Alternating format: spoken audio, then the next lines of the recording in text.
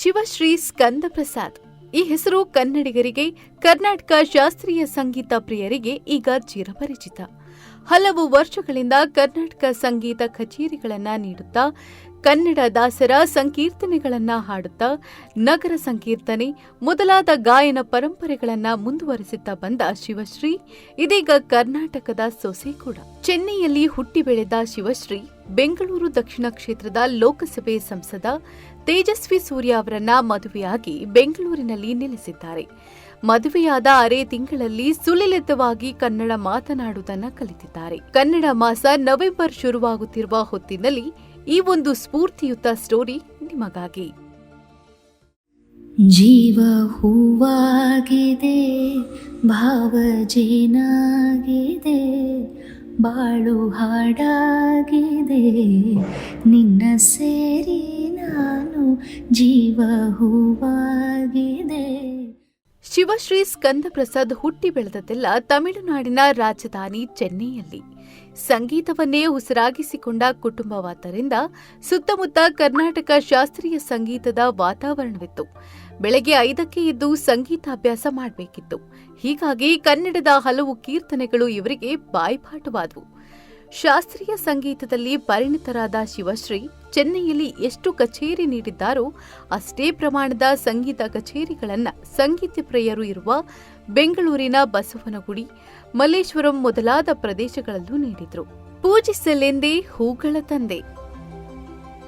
ಅಯೋಧ್ಯೆಯ ರಾಮ ಮಂದಿರದ ಉದ್ಘಾಟನೆಯ ಸಮಯದಲ್ಲಿ ಶ್ರೀರಾಮನ ಕುರಿತಾಗಿ ಶಿವಶ್ರೀ ಸ್ಕಂದಪ್ರಸಾದ್ ಕನ್ನಡದ ಒಂದು ಹಾಡನ್ನ ಹಾಡಿ ಸೋಷಿಯಲ್ ಮೀಡಿಯಾದಲ್ಲಿ ಅಪ್ಲೋಡ್ ಮಾಡಿದ್ರು.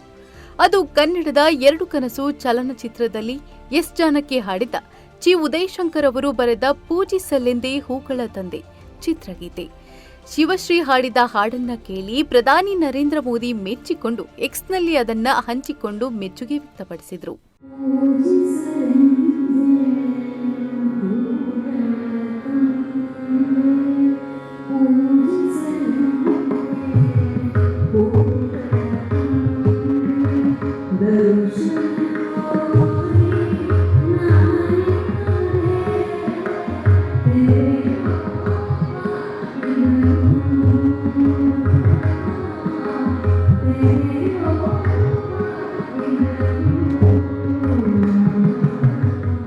ಅಲ್ಲಿಂದಾಚೆಗೆ ಶಿವಶ್ರೀಯವರ ಜನಪ್ರಿಯತೆ ಇನ್ನಷ್ಟು ಹೆಚ್ಚಿತ್ತು. ಹೀಗೆ ಶಿವಶ್ರೀಯವರ ಪಾಪ್ಯುಲಾರಿಟಿಗೆ ಕನ್ನಡದ ಹಾಡಿನ ಕೊಡುಗೆ ಅಪಾರವಾಗಿತ್ತು. ಇದಲ್ಲದೆ ಶಿವಶ್ರೀ ರಾಮ, ಕೃಷ್ಣ, ಈಶ್ವರ, ಪಾಂಡುರಂಗರ ಭಕ್ತಿಗೀತೆಗಳು, ಸೌಂದರ್ಯ ಲಹರಿ ಸೇರಿದಂತೆ ಸಂಕೀರ್ತನೆಗಳು, ದಾಸರ ಪದಗಳು ಹಾಗೂ ವಿಠಲನ ಭಜನೆಗಳನ್ನು ಹಾಡಿದ್ದು ಅವು ಕೂಡ ಸೋಷಿಯಲ್ ಮೀಡಿಯಾದಲ್ಲಿ ಸಾಕಷ್ಟು ಪಾಪ್ಯುಲರ್ ಆದವು. ತೇಜಸ್ವಿ ಸೂರ್ಯ ಜೊತೆ ಮದುವೆ. 2025ರ ಮಾರ್ಚ್ 5ರಂದು ಶಿವಶ್ರೀ ಸ್ಕಂದಪ್ರಸಾದ್ ಮದುವೆ ತೇಜಸ್ವಿ ಸೂರ್ಯ ಅವರ ಜೊತೆಗೆ ಆಯಿತು. ಅಲ್ಲಿಯವರೆಗೂ ಕನ್ನಡ ಕೀರ್ತನೆಗಳನ್ನ ಮಾತ್ರ ಕಲಿತಿದ್ದರು ಶಿವಶ್ರೀ. ಆದರೆ ಕನ್ನಡ ಮಾತಿನ ಒಂದಕ್ಷರವೂ ಅರ್ಥವಾಗ್ತಿರ್ಲಿಲ್ವಂತೆ. ಒಂದಕ್ಷರವೂ ಬಾರದ ಶಿವಶ್ರೀ ಬೆಂಗಳೂರಿಗೆ ಬಂದ ಬಳಿಕವೇ ಕನ್ನಡ ಮಾತನಾಡಲು ಕಲಿತರು. ಅದು 6 ತಿಂಗಳಲ್ಲಿ ಕನ್ನಡವನ್ನು ಎಷ್ಟು ಚೆನ್ನಾಗಿ ಮಾತನಾಡಲು ಕಲಿತಿದ್ದಾರೆ ಅಂದ್ರೆ ಕರ್ನಾಟಕದಲ್ಲಿ ಹುಟ್ಟಿ ಬೆಳೆದವರು ಕೂಡ ನಾಚಿಕೊಳ್ಳುವಂತೆ ಕನ್ನಡ ಮಾತನಾಡ್ತಾರೆ. ಗುರುಗಳ ಆಶೀರ್ವಾದದಿಂದ ಇವತ್ತು ನಾವೆಲ್ಲರೂ ಸೇರಿಕೊಂಡು ನಾಮ ಸಂಕೀರ್ತನೆ ಮಾಡುವ ಒಂದು ಅವಕಾಶ ಸಿಕ್ತು. ಅದಕ್ಕೆ ಗುರುಗಳಿಗೆ ನಾನು ಕೋಟಿ ನಮಸ್ಕಾರಗಳನ್ನು ಹೇಳ್ತೀನಿ. ಈ ಕಲಿಕೆಗೆ ಕಾರಣ ತೇಜಸ್ವಿ ಮನೆಯ ಕನ್ನಡ ವಾತಾವರಣ. ಸ್ವತಃ ಗಂಡ ತೇಜಸ್ವಿ ಮನೆಯಲ್ಲಿ ಶಿವಶ್ರೀಯನ್ನ ಕನ್ನಡದಲ್ಲಿ ಮಾತನಾಡಿಸ್ತಾರೆ. ಅತ್ತೆ ಮಾವ ಕೂಡ ಕನ್ನಡದಲ್ಲಿಯೇ ಮಾತನಾಡುತ್ತಾರೆ. ಹೀಗೆ ಮಾತನಾಡಿಯೇ ಕನ್ನಡ ಕಲಿತಿದ್ದಾರೆ. ಜೊತೆಗೆ ಯೂಟ್ಯೂಬ್ನಲ್ಲಿ ಕನ್ನಡ ಕಲಿಸುವ ಆನ್ಲೈನ್ ಕನ್ನಡ ಕಲಿಕೆಯ ಕೋರ್ಸ್ಗಳಿಗೂ ಸೇರಿಕೊಂಡ್ರು. ತಮಿಳಿನಿಂದ ಕನ್ನಡ ಕಲಿಸುವ ಒಂದು ಕೋರ್ಸ್ ಅವರಿಗೆ ಹೆಚ್ಚು ಉಪಯುಕ್ತ ಅನಿಸಿತು. ಆದ್ರೆ ಕನ್ನಡದಲ್ಲೇ ಮಾತನಾಡಬೇಕು ಅನ್ನೋ ಒತ್ತಡವೇನೂ ಅವರ ಮನೆಯಲ್ಲಿರಲಿಲ್ಲ.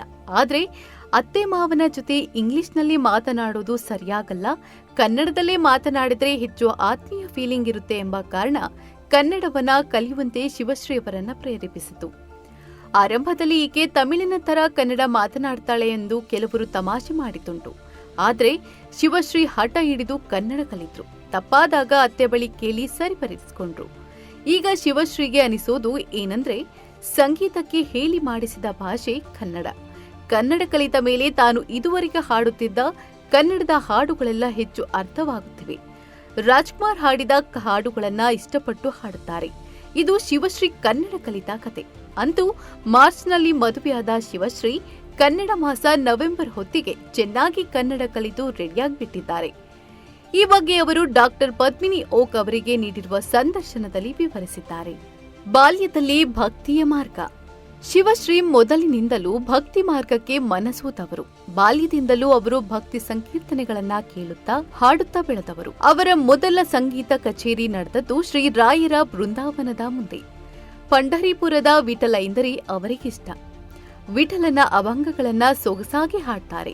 ಬೆಂಗಳೂರಿನ ಮಲ್ಲೇಶ್ವರದ ದೇವಾಲಯದ ಬೀದಿಯಲ್ಲಿ ಹಲವು ದೇವಾಲಯಗಳ ಮುಂದೆ ಹಾಡುತ್ತಾ ನರ್ತಿಸುತ್ತಾ ನಡೆಸುವ ನಗರ ಸಂಕೀರ್ತನೆಯನ್ನು ಇನ್ನಷ್ಟು ಸೊಗಸಾಗಿ ಮಾಡಲು ಅವರು ಶ್ರದ್ಧೆಯಿಂದ ಮುಂದಾಳತ್ವ ವಹಿಸಿದ್ದಾರೆ. ಬಸವನಗುಡಿ ಹಾಗೂ ಮಲ್ಲೇಶ್ವರದಲ್ಲಿ ನಗರ ಸಂಕೀರ್ತನೆಗಳನ್ನ ಇನ್ನಷ್ಟು ಜನಪ್ರಿಯ ಮಾಡಬೇಕು ಅಂದ್ಕೊಂಡಿದ್ದಾರೆ. ಎ.ಆರ್. ರೆಹಮಾನ್ ತಂಡದಲ್ಲಿ ಶಿವಶ್ರೀ ಸ್ಕಂದಪ್ರಸಾದ್ ಭರತನಾಟ್ಯ ಕಲಾವಿದೆ ಕೂಡ. ತಂಜಾವೂರಿನ ಶಾಸ್ತ್ರ ವಿಶ್ವವಿದ್ಯಾಲಯದಲ್ಲಿ ಬಯೋ ಇಂಜಿನಿಯರಿಂಗ್ ವಿಷಯದಲ್ಲಿ ಬಿಟೆಕ್ ಪದವಿಯನ್ನು ಪಡೆಯುವುದರ ಜೊತೆಗೆ ಮದ್ರಾಸ್ ವಿಶ್ವವಿದ್ಯಾಲಯದಿಂದ ಭರತನಾಟ್ಯದಲ್ಲಿ ಎಂಎ ಪದವಿ, ಮದ್ರಾಸ್ ಸಂಸ್ಕೃತ ಕಾಲೇಜಿನಲ್ಲಿ ಸಂಸ್ಕೃತಿಯ ಎಂಎ ಪದವಿಯನ್ನು ಪಡೆದುಕೊಂಡಿದ್ದಾರೆ. ಇದರೊಂದಿಗೆ ಸೈಕ್ಲಿಂಗ್, ಟ್ರೆಕಿಂಗ್, ವಾಕ್ಥಾನ್ಗಳಲ್ಲಿಯೂ ಆಸಕ್ತಿ ಹೊಂದಿದ್ದಾರೆ. ಶಿವಶ್ರೀ ಅವರು ಯೂಟ್ಯೂಬ್ ಚಾನೆಲ್ಗೆ ಸುಮಾರು 2 ಲಕ್ಷ ಹಿಂಬಾಲಕರಿದ್ದಾರೆ. ಯೂಟ್ಯೂಬ್ನಲ್ಲಿ ಶಿವಶ್ರೀ ಹಾಡುಗಳನ್ನ ನೋಡಿ ಇಂಪ್ರೆಸ್ ಆದ ಎ.ಆರ್. ರೆಹಮಾನ್ ಅವರು ಪೊನ್ನಿಯಿನ್ ಸೆಲ್ವನ್ ಚಿತ್ರಕ್ಕೆ ಅವರನ್ನ ಹಾಡಿಸೋಕೆ ಶಿವಶ್ರೀಯನ್ನ ಸಂಪರ್ಕಿಸಿದ್ರು. ಹಾಗೆ ರೆಹಮಾನ್ ಅವರ ಚೆನ್ನೈ ಸ್ಟುಡಿಯೋಗೆ ಹೋದ ಶಿವಶ್ರೀ ಅವರನ್ನ ಮಾತನಾಡಿಸಿದ ರೆಹಮಾನ್ ಪೊನ್ನಿಯಿನ್ ಸೆಲ್ವನ್ ಚಿತ್ರದ ಕನ್ನಡ ಹಾಡುಗಳನ್ನ ಶಿವಶ್ರೀ ಅವರಿಂದ ಹಾಡಿಸಿದ್ರು. ತಮಿಳಿನ ತಿರುಪ್ಪಾವೈಯಿಂದ ಜಯಂತ ಕಾಯ್ಕಿಣಿ ಅನುವಾದ ಮಾಡಿದ ಹಾಡುಗಳನ್ನ ಶಿವಶ್ರೀ ಸಿನಿಮಾದಲ್ಲಿ ಹಾಡಿದ್ರು. ಹೀಗೆ ಹಾಡಿಸೋದಕ್ಕೆ ಮೊದಲು ಶಿವಶ್ರೀ ಕನ್ನಡದ ಹುಡುಗಿ ಅಂತ ರೆಹಮಾನ್ ಅಂದುಕೊಟ್ಟಿದ್ದರಂತೆ. ಹೀಗಾಗಿ ಸಿನಿಮಾದ ಕನ್ನಡದ ಹಾಡು ಹಾಡೋಕೆ ಶಿವಶ್ರೀಗೆ ತಮಿಳಿನ ಹಾಡುಗಳನ್ನ ಕನ್ನಡದ ಇನ್ನೊಬ್ಬ ಗಾಯಕಿಗೆ ಕೊಟ್ಟಿದ್ದಾರಂತೆ. ಹೀಗೆ ಶಿವಶ್ರೀ ಕನ್ನಡ ಭಾಷೆ ಕಲಿಯುವುದಕ್ಕೂ ಮೊದಲೇ ಅವರಿಂದ ಕನ್ನಡ ಚಿತ್ರಗೀತೆ ಹಾಡಿಸಿದವರು ರೆಹಮಾನ್. ಸದ್ಯ ರೆಹಮಾನ್ ಅವರು ಶಾಸ್ತ್ರೀಯ ಸಂಗೀತಕ್ಕಾಗಿಯೇ ಮೀಸಲಾದ ಒಂದು ಬ್ಯಾಂಡ್ ಕಟ್ಟಿದ್ದಾರೆ. ಈ ಬ್ಯಾಂಡ್ನ ಒಬ್ಬರು ಗಾಯಕಿಯಾಗಿ ಶಿವಶ್ರೀ ಅವರನ್ನ ಆರಿಸಿಕೊಂಡಿದ್ದಾರೆ. ಈ ಲೈವ್ ಮ್ಯೂಸಿಕ್ ಬ್ಯಾಂಡ್ ಜಗತ್ತನ್ನ ಸುತ್ತುವುದಕ್ಕೆ ರೆಡಿಯಾಗಿದೆ. ಇನ್ನು ವಿಜಯ್ ಪ್ರಕಾಶ್ ಅವರ ಒಂದು ಕನ್ನಡ ಆಲ್ಬಂನಲ್ಲೂ ಶಿವಶ್ರೀ ಕನ್ನಡ ಹಾಡು ಹಾಡಿದ್ದಾರೆ. ಬೇಗನೆ ಬಾರೋ ಮುಖವಲ್ಲೆ ತೋರೋ, ಬೇಗನೆ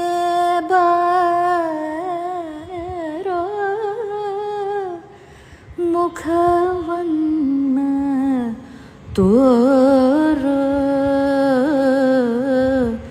ಕೃಷ್ಣ ನೀ ಬೇಗನೆ ಬಾರೋ.